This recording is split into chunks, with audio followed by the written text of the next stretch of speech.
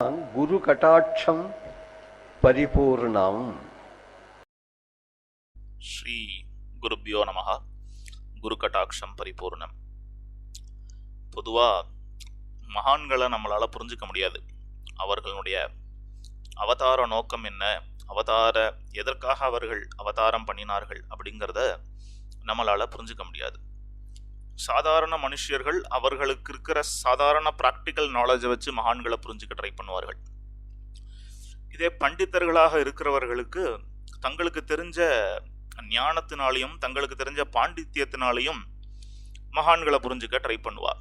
இல்லை தன்னுடைய பாண்டித்யத்துக்கோ தன்னுடைய இதுக்கு சரியா வரலைன்னா அந்த மகான்களை ஒத்துக்க மாட்டார். இப்படிதான் பல மகான்களுடைய சரித்திரம் இருக்கு. ராமகிருஷ்ண பரமஹம்சர், சைத்தன்யர், இப்படி எந்த மகான்களுடைய சரித்திரத்தை எடுத்து பார்த்தாலும் அதுல ஒரு சித்தாந்தி இருப்பார். அந்த சித்தாந்தி அந்த மகானுக்கு ஒரு கிரிட்டிக் கொடுப்பார். அந்த கிரிட்டிக் ரெண்டு பேருக்கும் வாதம் வரும். இப்படிதான் எல்லா மகான்களுடைய சரித்திரமுமே போகும். ஐயாவாளனுடைய சரித்திரத்திலே அப்படிதான். இந்த மாதிரி சண்டாளனுக்கு சாப்பாடை கொடுத்துட்டார் அப்படின்னு எல்லா பிராமணாலும் எல்லா பண்டிதர்களும் ஐயாவால இது பண்ணா, எல்லாரும் நாங்கள் உங்களை புறக்கணிக்கிறோம் அப்படின்னு சொல்லி, நீங்கள் போய் கங்கா ஸ்நானம் பண்ணிட்டு வந்தாதான் உங்கள் ஆத்துக்கு நாங்கள் காரியங்கள்லாம் பண்ணி வைப்போம்ங்கிற அளவுக்கு அவரை புறக்கணிச்சிட்டா. ஏன்னா அவர்களுடைய ஞானத்திலையும் அவர்களுடைய பாண்டித்யத்திலையும் மகான்களை புரிஞ்சுக்கணும்னு நினைக்கும் பொழுது இந்த மாதிரி விஷயங்கள்லாம் நடக்கும். அப்படி நம்மளுடைய ஸ்ரீ அண்ணாவை ஒரு பண்டிதர் தனக்கு தெரிஞ்ச ஞானத்தினால அப்படின்னு நம்ம ஒரு பண்டிதர் அப்படி சொல்ல முடியாது. ஏன்னா நமக்கு இருக்கிற ஞானம்ங்கிறது ரொம்ப சொல்பம். இப்போ நம்மளோட கண்டிப்பாக அந்த பண்டிதர் ஞானியாக தான் இருப்பார். ஆனால் தனக்கு தெரிஞ்ச அந்த பாண்டித்யத்தை வச்சு அண்ணாவை புரிஞ்சுக்கணும் அப்படின்னு நினைக்கும் பொழுது அவர் சுயம் ஒரு அத்வைத்த பண்டிதராக இருக்கிறதுனால அவர் சங்கர மடத்தை, அதாவது சங்கரர் சொன்ன அத்வைத்தத்தை ஃபாலோ பண்ணக்கூடிய மடத்தில் வந்தவராக இருக்கிறதுனால அண்ணா அவனுடைய கான்செப்ட், அதாவது இந்த எல்லா மகான்கள்டேந்தும் இருக்கிற ஹரிபக்தியை எடுத்துக்கிறது, சாரமாக எடுத்துக்கிறது அப்படிங்கிற கான்செப்டை அவரால் ஏற்றுக்க முடியல. ஏன்னா அண்ணாவனுடைய உபன்யாசத்தில் எடுத்து பார்த்தாலும் சரி, அண்ணாவனுடைய கிரந்தங்களான வைஷ்ணவ சம்ஹிதையில பார்த்தாலும் சரி, அண்ணா எல்லா மகான்களையும் கொண்டாடி தள்ளியிருப்பார். ஏன்னா அந்த மகான்கள் பண்ணின பெரிய பெரிய பாஷ்யங்களை புகழ்ந்தோ, இல்லை அந்த மகான்கள் பண்ணின திக்விஜயத்தை சொல்லியோ, இல்லை அந்த மகான்கள் பண்ணின இல்லை எவ்வளவு கிரந்தங்கள் அவ பண்ணியிருக்கா, எந்த அளவுக்கு அவ சேவை பண்ணியிருக்கா அப்படிங்கிறதெல்லாம் இல்லாமல் அவ எப்படி ஹரிபக்தி பண்ணினா, அவ எப்படி விஷ்ணு பக்தாளா இருந்தா, அதான் வைஷ்ணவ சம்ஹிதைன்னு பேர். ஏன்னா எல்லா மகான்கள்டேந்தும் இருக்கிற விஷ்ணு பக்தியை மட்டும் சாரமா எடுத்து அதை எல்லா சம்பிரதாய மகான்களும் அத்வைதம், துவைத்தம், விசிஷ்டாத்வைத்தம், வல்லப சம்பிரதாயம், நிம்பார்க்க சம்பிரதாயம், அது இதுன்னு எக்கச்சக்க கிட்டத்தட்ட ஒரு 10 சம்பிரதாய பிரியவாளை பத்தினும் அந்த 10 சம்பிரதாயத்துல வந்த மகான்களை பத்தியும் வைஷ்ணவ சம்ஹிதையில இருக்கும்.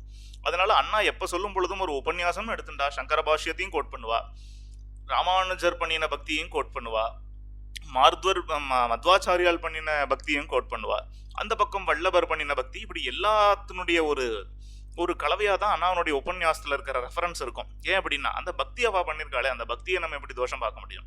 எல்லாரும் வேற வேற பிலாசபிக்கலா எல்லாரும் டிஃபரன்ஷியேட் ஆகிருக்கலாம். ஆனா பக்தின்னு எடுத்து பார்க்குற பொழுது எல்லாரும் ஒரே மாதிரி தானே இருக்கா, எல்லாரும் ஒரே மாதிரி பக்தி பண்ணியிருக்கா, எல்லாரும் போய் பெருமாள்கிட்ட உருகி இருக்கா. அப்படிங்கும் போது அதை சாரமா எடுத்து சொல்லும் பொழுது இந்த பண்டிதருக்கு அது ஏத்துக்கும்படியாக இல்லை. ஏன்னா அவர் எல்லாத்தையும் போட்டு குழப்பறார் அப்படின்னு சொல்லி ஏன்னா அது நமக்கு ஒரு கட்டத்துக்கு மேல சில விஷயங்கள்லாம் சொல்லும்போது போய் யார்கிட்டயாவது போய் முறையிடணும்னு தோணும் இல்லையா? அப்படி இருக்கும்போது அந்த காலத்துல சிங்கேரி ஜெகத்குருக்களாக இருந்த ஸ்ரீமத் அபினவ வித்யா தீர்த்த மகாசுவாமிகள் அப்படின்னு ஒரு மகான், அவர் எழுந்தருளிருந்தார் அந்த பீடத்துல. அப்போ அந்த மகான்கிட்ட போய் நீங்க ஒரு சங்கர மடம், ஒரு அத்வைத மடமா இருக்கிறவர் இதை கண்டிப்பா கண்டிக்கணும். ஏன்னா அவர் உபன்யாசம்ங்கிற பேர்ல எல்லா மகான்களையும் போட்டு உள்ள கொண்டு குழப்பறார், யாருக்கும் எதுவும் புரியாதபடி எல்லாத்தையும் போட்டு குழப்பறார், எல்லாரையும் ஒரு ஒரு சித்தாந்தத்தை ஃபாலோ பண்ண முடியும் இல்லாம எல்லாத்தையும் போட்டு மொத்தமா கொடுத்து குழப்பறார் அப்படின்னு சொல்லி போய் அந்த பெரியவாள்கிட்டே போய் கம்ப்ளைண்ட் பண்ணிட்டார். அபினவ பெரியவாள்கிட்டே போய் அபினவ பெரியா கேட்டார், அவர் உபன்யாசத்துல சித்தாந்த பாடம் எடுக்கிறாரா இல்லைன்னா பாகவதம் சொல்றாரா ராமாயணம் சொல்றாரா அப்படின்னு கேட்டார். இல்ல, பாகவத ராமாயணம் தான் சொல்றாரு. அப்போ இந்த பிரியவா நீங்க சொல்ற எல்லா பிரியவாளும் பாகவத ராமாயணத்தை ஒத்துருக்கா, இந்த இருக்கிற எல்லா பிரியவாளும் பாகவத ராமாயணம் பாராயணம் பண்ணியிருக்கா, ராமரை பக்தி பண்ணியிருக்கா, ராமர்கிட்ட பக்தி பண்ணியிருக்கா, அப்போ அவர் சொல்றதுல என்ன தப்பு இருக்கு அப்படின்னு கேட்டாலாம் பெரியவா.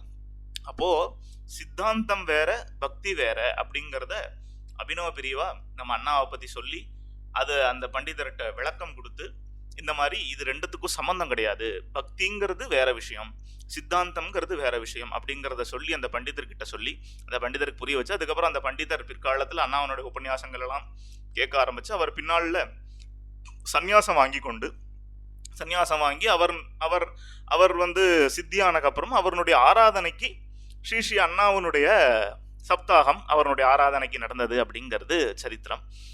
ஸோ இது கடையநல்லூரில் ஒரு பெரியவர், அவர் பேர் பெரியசாமி சாஸ்திரிகள்னு பேரான், அவருடைய பூர்வாசிரம பேர். அப்பேற்பட்ட அந்த சாஸ்திரிகளுக்கும் நம்ம அண்ணாக்கும் இருக்கிற ஒரு தொடர்பை பற்றி இந்த இதை நம்ம சொல்லணும். ஏன்னா அண்ணாவுக்கு பேதம் கிடையாதுங்கிறத நம்ம ஒவ்வொரு விதமும் பார்க்குறோம். போன வீடியோவில் கூட அண்ணா எப்படி ஸ்காந்தம்ங்கிற புராணத்தை சொல்லும்போது முருகன் கிட்ட எப்படி உருகி அவர் உபன்யாசம் பண்ணாருங்கிறத பார்க்குறோம். ஏன்னா பக்திக்கு எதுவுமே தடை கிடையாது, பக்திக்கு ஒரு சித்தாந்தம்ங்கிறது தடை கிடையாது, பக்திக்கு நம்ம இந்த குலத்தில் இருக்கோங்கிறது தகுதி கிடையாது, இந்த ஜாதியில் இருக்கோங்கிறது தகுதி கிடையாது. ஸோ யாரை எப்படி இருக்கிறவர்களும் பக்தி பண்ணலாம் அப்படிங்கிறதான் பக்தியினுடைய ஒரு பெரிய ஒரு மெரிட் அப்படின்னு பார்க்கப்படுறது. ஸோ அண்ணாவனுடைய அந்த ஒரு அண்ணா எப்படி பாகவத தர்மம்ங்கிறத எப்படி சொல்றா, பாகவத தர்மம்ங்கிறதுக்கு ஒரு பிரியவா கொடுத்த அத்தாரிட்டி அப்படிங்கிறதுக்கு இந்த சம்பவம் ஒரு சாட்சி. அதே மாதிரி ஸ்ரீ அண்ணா ஸ்ரீ அபினவ பிரிவாளர் ராமேஸ்வரத்தில் இருக்கும் பொழுது முகாமிட்டு இருக்கும் பொழுது போய் பார்த்து 2 பேரும் சம்ஸ்கிருதத்திலே சம்பாஷணை பண்ணிட்டார்கள் அப்படிங்கிறது ஸ்ரீ அண்ணாவோட அந்த சமயத்தில் கூட இருந்த ஒருத்தர் என்கிட்ட சொன்ன விஷயம். அது 2 பேரும் அவ்வளோ சுவாரஸ்யமாக சம்பாஷணை பண்ணிட்டார்கள் அப்படிங்கிறது. இதனால ஸ்ரீ அண்ணா எல்லா பிரிவாமையிலும் எவ்வளவு மரியாதையும் பக்தியும் வச்சுருந்தா அப்படிங்கிறதும், எல்லா பெரியவர்களுக்கும் ஸ்ரீ அண்ணா மேலே எவ்வளவு ஒரு நன்மதிப்பு இருந்தது அப்படிங்கிறதும் இந்த சம்பவங்கள்லாம் நமக்கு சொல்கிறது. குரு கடாட்சம் பரிபூர்ணம். லோகா சமஸ்தா சுகினோ பவந்து.